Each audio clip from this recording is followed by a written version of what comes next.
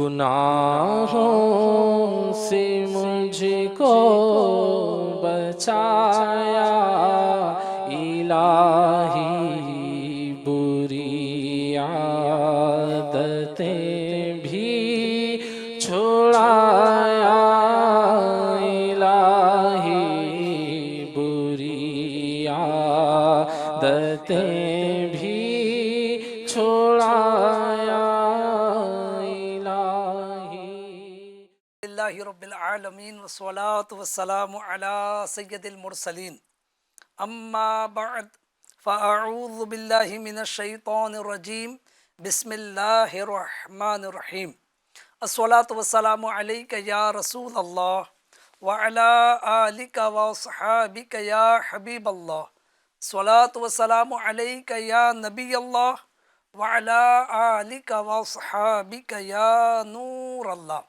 F G N channel کے ناظرین، الحمدللہ عز و جل پھر ایک مرتبہ پروگرام ماہ رمضان کی مبارک راتوں میں، جی ہاں، تراویح سے فارغ ہونے کے بعد الحمدللہ عز و جل براہ راست لائیو ٹیلی کاسٹ لیے ہماری خوش فہمی، جی ہاں، پروگرام ہماری خوش فہمی لیے حاضر خدمت ہے۔ اس پروگرام میں اس کا فارمیٹ کیا ہے، آپ ماشاءاللہ جو ریگولر ہمارے ویور سے ناظرین ہیں وہ جانتے ہیں کہ کسی ایک معاملے پر ہم گفتگو کرتے ہیں، جی ہاں، چاہے وہ عبادت ہو، عادت ہو، معاملہ ہو، اس پر گفتگو کرتے ہیں کہ بندہ کہیں اس میں خوش فہمی کا شکار تو نہیں، اور اس خوش فہمی میں اگر وہ مبتلا ہے تو اس کی علامت کیا ہے، نشانی کیا ہے، اسی طرح اگر وہ خوش فہمی میں مبتلا ہے تو اسے کیا کیا نقصان اٹھانے پڑ سکتے ہیں، اور اسی طرح اس سے بچنے کا طریقہ کیا ہے، اس طریقے سے ہم گفتگو کرتے ہیں۔ اللہ پاک کا فضل ہے، پہلی رات سے، جی ہاں، چاند رات سے کنٹینیو سلسلہ جاری ہے۔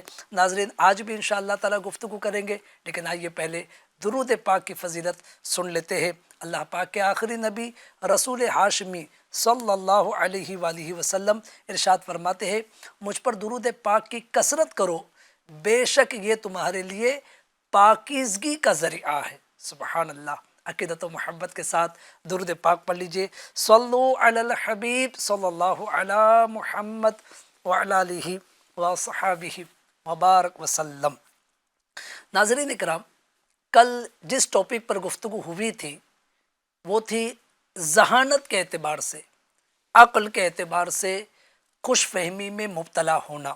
چونکہ الحمدللہ یہ بہت وسیع ٹاپک ہے تو اس پر کچھ گفتگو کل ہم نے سنی، اور آج بھی انشاءاللہ تعالی اسی ٹاپک کو ہم کنٹینیو کرتے ہیں، اسی ٹاپک پر آگے گفتگو سماعت کرتے ہیں۔ کل ہم نے سنا کہ عقل و ذہانت کے اعتبار سے بندہ کس طرح خوش فہمی میں مبتلا ہوتا ہے، جی ہاں، اسی طرح اس کے علامات اور اس کے نقصانات ہم نے سنے۔ اب اس سے بچنے کی تدابیر کا بیان ہمارا جاری تھا، تو لہٰذا جو آج نئے ناظرین ہیں، اگر ان کو جو ہے یہ چیزیں سمجھ میں نہ آئی ہو تو برائے کرم وہ کل کا ایپیسوڈ دیکھنے کی کوشش کریں ایف جی این چینل کا، تاکہ یہ پورا جو ہے سلسلہ ان کے سمجھ میں آ سکے۔ ناظرین اکرام، پیارے آقا علیہ الصلوۃ والسلام کے متعلق ہم نے سنا کہ اللہ تبارک و تعالی نے اولین و آخرین میں سب سے زیادہ عقل مبارک اگر کسی کو عطا کی تو وہ ہمارے پیارے آقا صلی اللہ علیہ وآلہ وسلم کی عقل مبارک ہے۔ اب اسی روشنی میں ہم آگے بڑھ رہے تھے کہ تدبیر کیا اختیار کرنی، اگر میں اپنی عقل کو کامل سمجھ رہا ہوں، خوش فہمی میں مبتلا ہوں، تو اس کے نقصانات کل ہم نے سنے، پہلے علامات سنی، پھر نقصانات سنے۔ اب جو ہے بچنے کی تدابیر، تو بچنے کی تدابیر میں سب سے پہلے ہم نے کل یہ سنا تھا کہ پیارے آقا علیہ الصلوۃ والسلام نے جو عقل مندی کی علامتیں بیان کی، ہم اس کو اپنے اندر تلاش کریں۔ اگر واقعی اس زاویے سے یعنی وہ علامتیں ہمارے اندر موجود ہے تو اللہ پاک سے استقامت کی دعا کرے کہ یا اللہ پاک مجھے عقل مندی نصیب کر دے اور صحیح معنوں میں اپنی عقل کا استعمال کرنے کی توفیق عطا فرما، اور اگر نہیں ہے تو پھر ان علامتوں کو پیدا کرنے کی کوشش کرنا ہے، اور اس خوش فہمی سے باہر آنا ہے کہ میں عقل مند ہوں۔ جی ہاں ناظرین، کیونکہ شریعت نے جس زاویے سے عقل مندی کا معیار بنایا ہے اس حساب سے ہمیں غور کرنا ہوگا۔ جیسے گناہوں سے بچنے والے کو عقل مند کہا گیا، اللہ تعالیٰ کی ناراضگی والے کاموں سے بچنے والے کو جی ہاں عقل مند کہا گیا، فرائض کی پابندی کرنے والے کو عقل مند کہا گیا۔ تو اس زاویے سے مجھے اور آپ کو غور کرنا ہوگا۔ اسی طرح ناظرین پہلی ہم نے یہ تدبیر سنی، یہ طریقہ سنا اپنے آپ کو اس خوش فہمی سے بچانے کا کہ پیارے آقا علیہ الصلوۃ والسلام نے کہ جو فرامین ہیں اس تعلق سے اس کا بغور مطالعہ کرے۔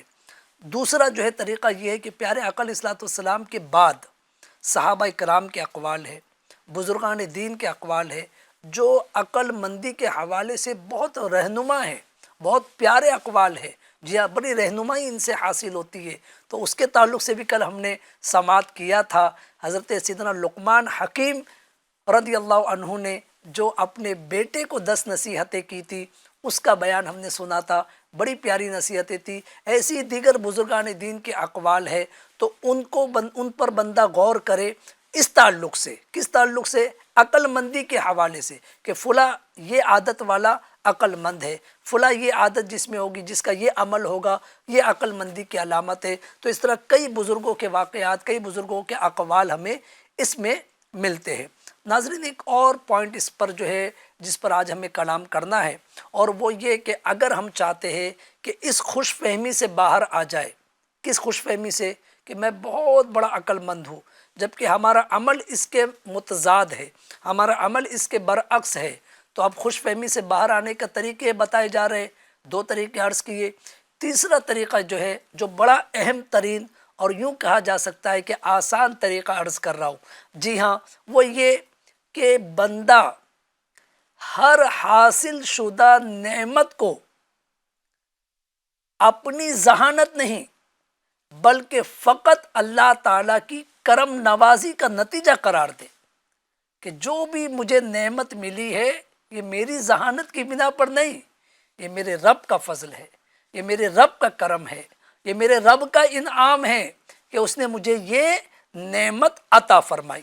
اور اس سوچ کو ناظرین مزید پختہ کرنے کی غرض سے اس پہلو پر غور کریں جو بڑا اہم ترین پہلو ہے، کیا کہ اگر عقل ہی سب کچھ ہوتی تو دنیا میں کوئی عقل مند کبھی غلطی اور دھوکے کا شکار نہ ہوتا، جبکہ واقعات ہے کہ بڑے بڑے عقل مند جو ہے وہ دھوکے دہی کا شکار ہوئے، ان سے غلطیاں ہوئی۔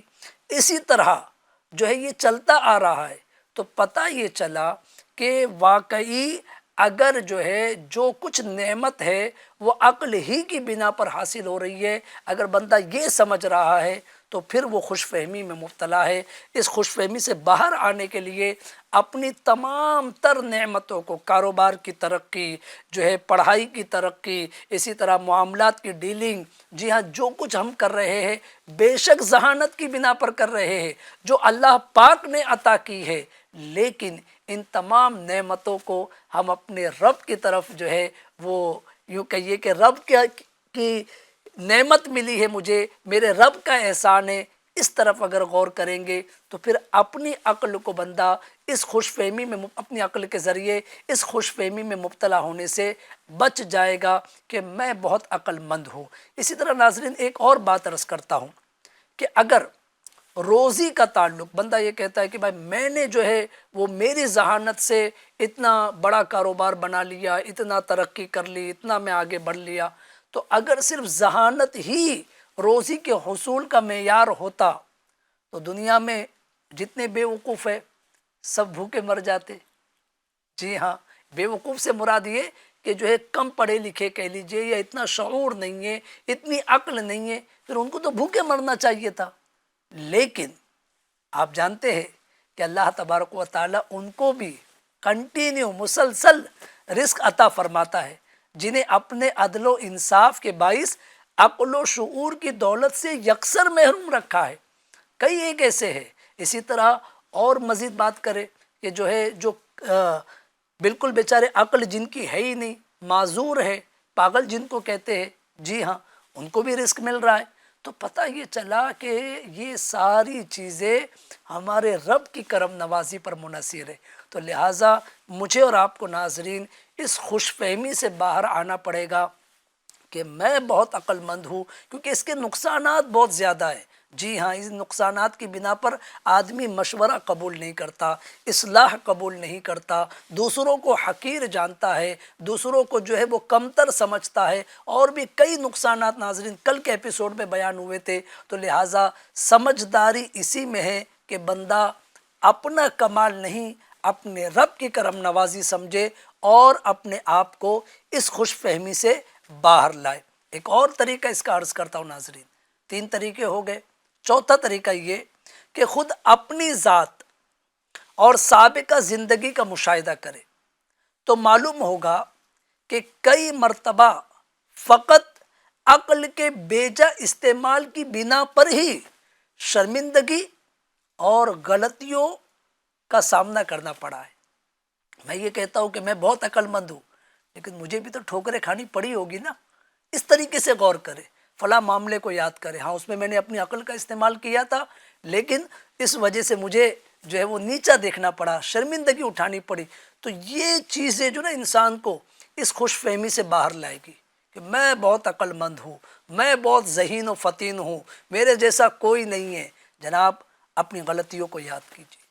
جب آپ نے صرف اپنی عقل پر بھروسہ کر کے فیصلے کیے تو کس طرح آپ کو نقصان اٹھانا پڑا، کس طرح آپ کو شرمندگی کا سامنا کرنا پڑا، ان چیزوں کو بھی ذہن میں رکھے تو تب انشاءاللہ تعالی بندہ اس خوش فہمی سے باہر آتا ہوا نظر آئے گا۔ اسی طرح ناظرین ایک اور جو ہے وہ پہلو کی طرف توجہ دلاتا ہوں کہ اگر تاریخ کا، ہسٹری کا اس پہلو سے بھی گہری نظر سے مطالعہ کرے کہ بڑی بڑی اغلاط میں مبتلا ہو کر ذلت و رسوائی میں مبتلا ہونے والے اکثر بھی ذہین و فطین کہلوانے والے ہی تھے۔ تو لہٰذا ہسٹری اگر آپ پڑھیں گے تو آپ کو پتہ چلے گا کہ فلاں کی ذہانت کا بڑا چرچا تھا، بڑا جو ہے بڑا عقل مند کہلاتا تھا، لیکن ایک وقت آیا کہ اس کی عقل مندی نے کام کرنا بند کر دیا اور اس کو شکست کا سامنا کرنا پڑا، اس کو رسوائی کا منہ دیکھنا پڑا، اس کو ذلیل ہونا پڑا۔ تو یہ چیزیں جو ہے اپنی عقل کو سب کچھ سمجھنے سے انسان کو روکے گی۔ اسی طرح ناظرین اور ایک طریقہ اس کا عرض کیا جاتا ہے، وہ یہ کہ غور کرے۔ بہت اہم نقطہ یہ عرض کرنے جا رہا ہوں، جی ہاں، کہ بندہ غور کرے کہ ہمارے پیارے آقا مدینے والے مصطفیٰ جناب محمد رسول اللہ صلی اللہ علیہ وآلہ وسلم کی عقل مبارک بلا شبہ تمام مخلوقات رب العلا سے زیادہ، اللہ پاک کی تمام مخلوقات سے زیادہ جامع، کامل اور نفیس ہے۔ جیسا کہ میں نے آج بھی عرض کیا ابتدا میں، اور کل کے پورے سلسلے میں ابتدا میں روایت کی روشنی میں شیخ عبدالحق محدث دہلوی رحمۃ اللہ علیہ کی روایت کی روشنی میں عرض کیا تھا کہ ہمارے آقا علیہ الصلوۃ والسلام کی عقل مبارکہ کامل ہے۔ اللہ پاک نے اولین و آخرین میں سب سے زیادہ عقل مبارک آپ کو عطا فرمائی، سب سے زیادہ ذہانت آپ کو عطا فرمائی۔ اس کے باوجود یہ ثابت ہے کہ پیارے آقا صلی اللہ علیہ وآلہ وسلم نے بارہا صحابہ کرام علیہم رضوان سے مشورہ طلب فرمایا، بلکہ اللہ عز و جل نے آپ کو اس کی تلقین ارشاد فرمائی، مشورہ کرنے کی۔ جی ہاں ناظرین، چنانچہ سورہ آل عمران پارہ نمبر 4 آیت نمبر 159 میں اللہ پاک ارشاد فرماتا ہے فَاعْفُ عَنْهُمْ وَاسْتَغْفِرْ لَهُمْ وَشَاوِرْهُمْ فِي الْأَمْرِ، تو آپ ان سے درگزر کیجئے، ان کے لیے استغفار فرمائیے اور کاموں میں ان سے مشورہ لو۔ یعنی صحابہ کرام علیہم رضوان سے اللہ پاک نے حکم دیا، کس کو؟ اپنے پیارے حبیب علیہ الصلوۃ والسلام کو، جن کو کامل عقل عطا فرمائی، اس کے باوجود فرمایا کہ ان سے درگزر کیجئے، ان کے لیے استغفار کیجئے اور کاموں میں ان سے مشورہ لیجئے۔ اس کے تحت تفسیر خزائن العرفان میں لکھا ہے، اس میں ان کی یعنی صحابہ کرام علیہم رضوان کی دلداری بھی ہے۔ یعنی یہ جو حکم دیا گیا، بندہ سوچے کہ بھائی کیوں حکم دیا گیا؟ اللہ کے حبیب علیہ الصلوۃ والسلام کی عقل مبارک تو کامل و اکمل ہے، آپ کو مشورے کی حاجت ہی کیا ہے؟ آپ جو فیصلہ کرتے، اور صحابہ اکرام اطاعت گزارتے، ہر فیصلہ قبول کرنے والے تھے۔ لیکن مفتی صاحب بڑی پیاری بات، نفیس بات لکھ رہے کہ اس آیت میں جو فرمایا گیا مشورہ لو، تو اس میں صحابہ اکرام کی دل جوئی والی بات ہے، دلداری والی بات ہے، اور عزت افزائی بھی، اور یہ فائدہ بھی کہ مشورہ سنت ہو جائے، اور آئندہ امت اس سے نفع اٹھاتی رہے۔ مشورے کے معنی ہے کسی امر میں رائے دریافت کرنا۔ ناظرین کرام، جن کی عقل مبارک کامل ہے ان کو مشورے کا حکم دیا گیا، اور انہوں نے مشورہ تعلیم امت کے لیے مشورے فرمائے۔ جی ہاں، ہسٹری آپ پڑھیے، سیرت مبارکہ پڑھیے، کئی اہم ترین امور میں ہمارے آقا علیہ الصلوۃ والسلام نے صحابہ اکرام سے مشورہ کیا بھی، اور ان کو مشورے کی ترغیب بھی دلائی کہ تم بھی اپنے کاموں میں مشورہ لو۔ تو لہٰذا اپنے آپ کو ذہین و فطین سمجھنا، اپنے آگے کسی کی رائے کو جو ہے وہ اہمیت نہ دینا، چاہے گھر ہو، چاہے کاروبار ہو، چاہے خاندانی معاملات ہو، میرا فیصلہ بس سب کو قابل قبول ہو جائے، میرا یہ ڈیسیزن ہے، میں یہ کہہ رہا ہوں، یہ کر لیجئے، اس سے بہتر ہے مشورہ کیجئے۔ جی ہاں، مشورے کر کے اپنے امور انجام دینے چاہیے۔ بلکہ اور عرض کروں ناظرین، خود رب العالمین نے جو کہ تمام صفات کمالیہ کا جامع ہے، ہمارا رب العالمین عز و جل جو تمام صفات کمالیہ کا جامع ہے، اور جس کی بارگاہ سے پوری کائنات نے علم و حکمت کی سوغات حاصل کی ہے، حضرت آدم علیہ السلام کی پیدائش سے قبل فرشتوں سے مشورہ طلب فرمایا، حالانکہ وہ اس کا محتاج نہ تھا۔ چنانچہ سورہ بقرہ پارہ نمبر 2 اللہ تبارک و تعالی ارشاد فرماتا ہے، جب آپ کے رب نے فرشتوں سے فرمایا میں زمین میں اپنا نائب بنانے والا ہوں، انہوں نے عرض کی کیا ایسے کو نائب کرے گا جو اس میں فساد پھیلائے گا اور خون ریزیاں کرے گا؟ اور ہم حمد کرتے، یعنی ہم فرشتے جو ہے حمد کرتے ہیں، حمد کرتے ہوئے تیری تسبیح کرتے اور تیری پاکی بیان کرتے ہیں۔ فرمایا مجھے وہ معلوم ہے جو تم نہیں جانتے۔ یہ سورہ بقرہ پارہ نمبر 1 آیت نمبر 30 ہے، میں نے مسٹیک ہو گئی کہ پارہ نمبر 2 کہا، پارہ نمبر 1 میں جو ہے یہ آیت مبارکہ کا آپ نے جو ہے ترجمہ سماعت کیا۔ اب ناظرین یہاں پر تفسیر خزائن عرفان سنیے، مفتی صاحب نے کتنی پیاری بات لکھی۔ فرماتے ہیں اس میں بندوں کو، جی ہاں ناظرین، ہم کو اس میں بندوں کو تعلیم ہے کہ وہ کام سے پہلے مشورہ کیا کرے، کیونکہ اللہ تبارک و تعالی اس سے پاک ہے کہ اسے مشورے کی حاجت ہو۔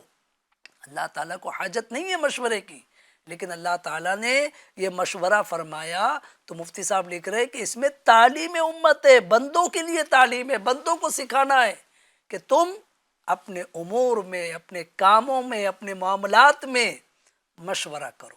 تو ناظرین اکرام، اگر اس طرح ہم مشورہ کریں گے، اپنی عقل ہی کو کامل نہیں سمجھیں گے، تو انشاءاللہ نقصانات سے بچیں گے۔ جی ہاں، خوش فہمی کے شکار نہیں ہوں گے۔ اپنی ذہانت کے اعتبار سے جو خوش فہمی بندے کو ہوتی ہے اور اس کے جو نقصانات میں وہ مبتلا ہوتا ہے، اس سے ہم بچ جائیں گے۔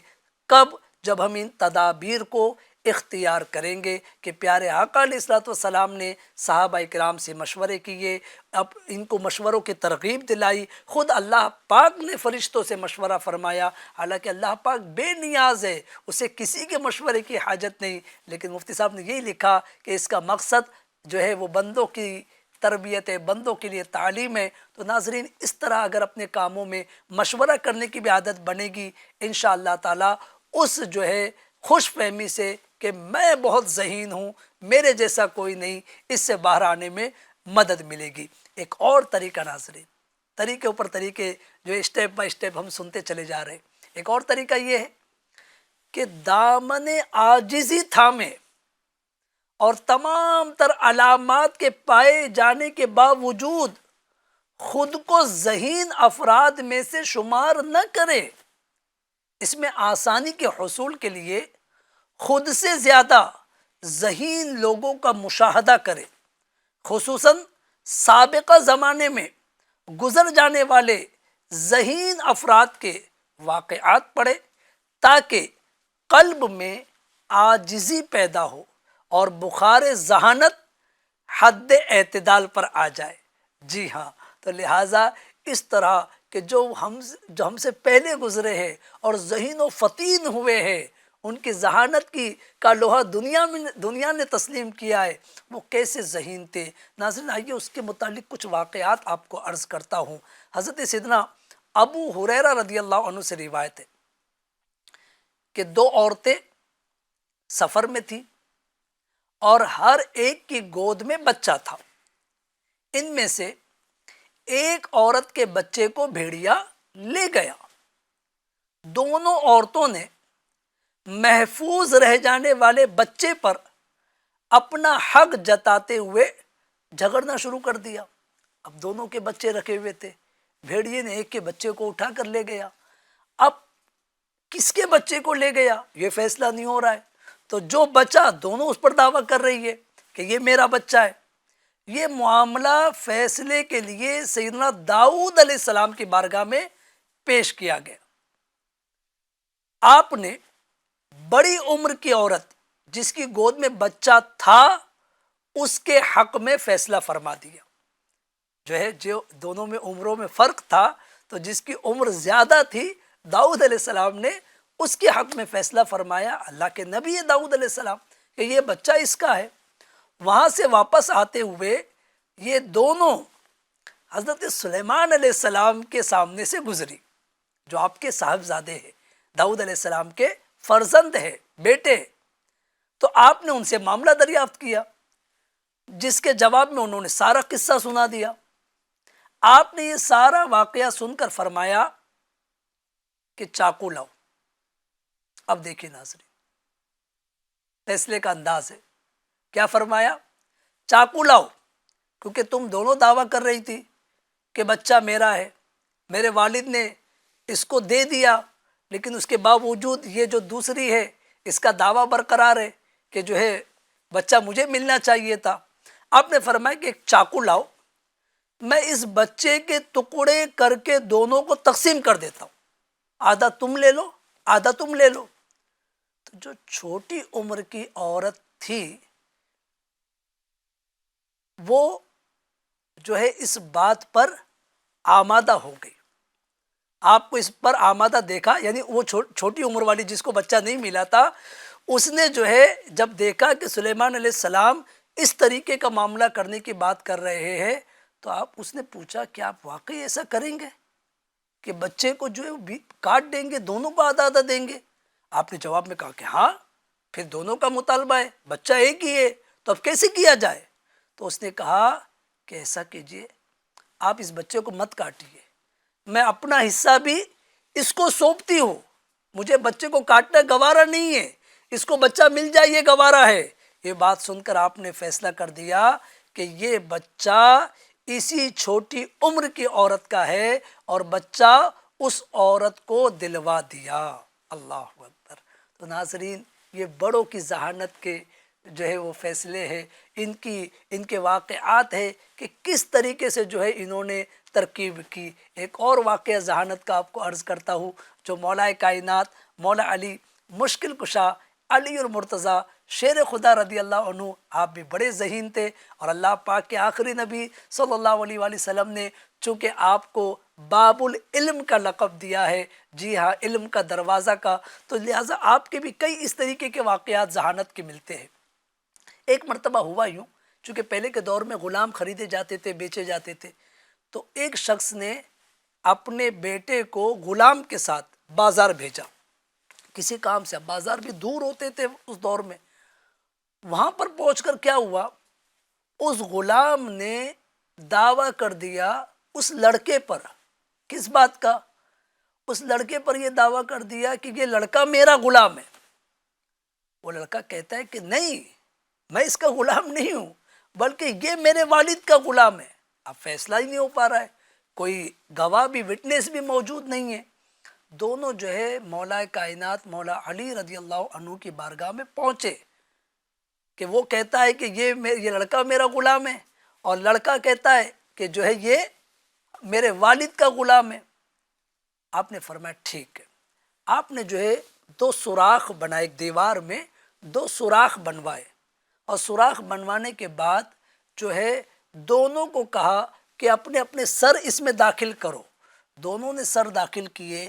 آپ نے جو ہے جلاد کو بلایا اور اس کو تلوار دے کر فرمایا کہ جو ہے دونوں کے سر باہر ہے، غلام کا سر جو ہے وہ قلم کر دو۔ جیسے ہی جو ہے غلام کا سر قلم کر دو، آپ نے یہ فرمایا تو جو غلام تھا نا اس نے دہشت کے مارے فوراً اپنا سر باہر کھینچ لیا، اور چونکہ لڑکا جو تھا وہ غلام تھا ہی نہیں تو لڑکے نے اپنا سر ویسے ہی سوراخ میں رکھا۔ آپ نے فرمایا فیصلہ ہو گیا، جو ہے یہ غلام ہے اور یہ لڑکا جو ہے یہ بات صحیح کہہ رہا ہے۔ تو ناظرین اس طریقے سے ذہانت کے واقعات کئی ایک کتابوں میں ملتے ہیں، اگر ہم ان کو پڑھیں گے تو پھر انشاءاللہ تعالی واقعی ذہانت کے متعلق جو ہے وہ بات سمجھ میں آئے گی کہ ذہانت کہتے کسے ہے اور کس طریقے سے ہمارے اسلاف و بزرگان دین کی عقل مبارک تھی۔ ناظرین اکرام ایسے اور کئی واقعات ہیں، بہرحال بتانا یہ مقصد ہے۔ یہ سارے دونوں ایپیسوڈ جو ہوئے، کل کا بھی اور آج کا بھی، اس میں جو خوش فہمی کے متعلق یعنی عقل کے اعتبار سے خوش فہمی، اس کے متعلق جو توجہ دلائی گئی، بہت سے ناظرین یہ بات محسوس کریں گے کہ واقعی باتیں بہت درست ہے۔ اس بنا پر بھی جو نقصانات ہو رہے ہیں، خاندان کے خاندان جی ہاں آزمائشوں کے شکار ہے۔ کیوں؟ کیونکہ جناب یہ کسی کی سنتے ہی نہیں ہیں، ہر فیصلہ اپنی عقل سے کرتے ہیں، اپنے آگے کسی کو بات کرنے کا موقع نہیں دیتے، اور پھر جب نقصان ہوتا ہے تو خاموش ہو جاتے ہیں۔ تو لہٰذا بات کے نقصانات اٹھانے سے پہلے بہتر ہے کہ پہلے ہی اپنے آپ کو کامل و اکمل سمجھنے کی غلطی نہ کرے، بلکہ جو کچھ انعام ملا ہے آپ کو عقل کا وہ اپنی جگہ پر ہے، اسے رب کی عطا سمجھتے ہوئے مشوروں سے کام کرے۔ جی ہاں دوسروں کو بھی اہمیت دے، اس طرح بزرگوں کے واقعات پڑھے، انشاءاللہ تعالی بہت کچھ باتیں سمجھ میں آئے گی۔ عاشقان رسول کی دینی تحریک دعوت اسلامی کا مشکبار دینی ماحول ہمیں اسی طرف توجہ دلاتا ہے کہ ہم اپنی بھی اصلاح کریں اور لوگوں کی بھی اصلاح کے لیے کوشش کرتے رہے۔ جی ہاں شیخ طریقت امیر اہل سنت نے بڑا پیارا نعرہ دیا ہے کہ مجھے اپنی اور ساری دنیا کے لوگوں کی اصلاح کی کوشش کرنا ہے۔ تو ناظرین اس طرح جو ہے ایف جی این چینل کے ذریعے اپنی بھی اصلاح کی کوشش کا سامان فراہم کیا جا رہا ہے، اور ساری دنیا کے لوگوں کی اصلاح کی کوشش کے لیے الحمدللہ ایف جی این چینل پر مختلف پروگرام پیش کیے جاتے ہیں، ساتھ ہی ساتھ دعوت اسلامی کے ایکٹیویٹیز، مدنی قافلے، الحمدللہ مختلف کورسز، اسی طرح ماہ رمضان کے اعتکاف پورے ماہ کے بھی اور آخری عشرے کے بھی۔ تو آپ سے گزارش ہے دعوت اسلامی کے ساتھ جڑے رہیے، دعوت اسلامی انڈیا کا ساتھ دیجیے، اور ماہ رمضان ہے، ایک بڑی تعداد اپنے مال کی زکوٰۃ، فطرہ اور دیگر نفلی صدقات وغیرہ نکالتی ہے۔ جی ہاں آپ سے گزارش ہے اس مال کے سب سے پہلے حقدار آپ کے قرابت دار، اگر وہ مستحق ہے آپ کے قریبی رشتہ دار تو بے شک ان کا حق ہے، ان کا بھی خیال رکھیے، اور ساتھ ہی ساتھ اپنی دعوت اسلامی انڈیا کا بھی خیال رکھیے۔ اپنی مال کی زکوٰۃ بھی دعوت اسلامی کو دیجیے، فطرے کی رقم بھی دیجیے، نفلی صدقات بھی دیجیے۔ انشاءاللہ الکریم دعوت اسلامی آپ کی دی گئی رقم سے دین کی تقویت کے لیے جو کارہائے نمایاں ہے وہ کرتی چلی جائے گی۔ اور ماشاءاللہ اتنے سارے مدارس دعوت اسلامی کے، اتنے سارے جامعات جو چل رہے ہیں، آپ سب بخوبی واقف ہے کہ یہ سب اسی رقم سے، اس طرح کی رقم سے چل رہے ہیں۔ تو دینی کاموں میں تعاون کیجیے۔ اللہ تعالیٰ قرآن پاک میں ارشاد فرماتا ہے ان تنصروا اللہ ینصرکم، تو دین خدا کی مدد کرو اللہ تمہاری مدد کرے گا۔ تو آپ بھی دین خدا کی مدد کے لیے آگے بڑھیے، مالی سپورٹ بھی کیجیے، فزیکل بھی دعوت اسلامی کا ساتھ دیجیے۔ جی ہاں اجتماعات میں بھی شرکت کیجیے۔ اللہ پاک ہم سب کو دعوت اسلامی انڈیا کا خوب ساتھ دینے کی توفیق عطا فرمائے۔ ایف جی این چینل کے ناظرین، انشاءاللہ تعالی کل پھر نئے ٹاپک کے ساتھ ملاقات ہوگی۔ جب تک کے لیے اجازت دیجیے، ایف جی این چینل دیکھتے رہیے اور اس کی دعوت عام کرتے رہیے۔ صلو علی الحبیب صلی اللہ علی محمد وعلی آلہ وصحابہ وبارک وسلم۔ گناہوں سے مجھ کو بچایا الہی، بری عادتیں بھی چھڑایا الہی، بری عادتیں بھی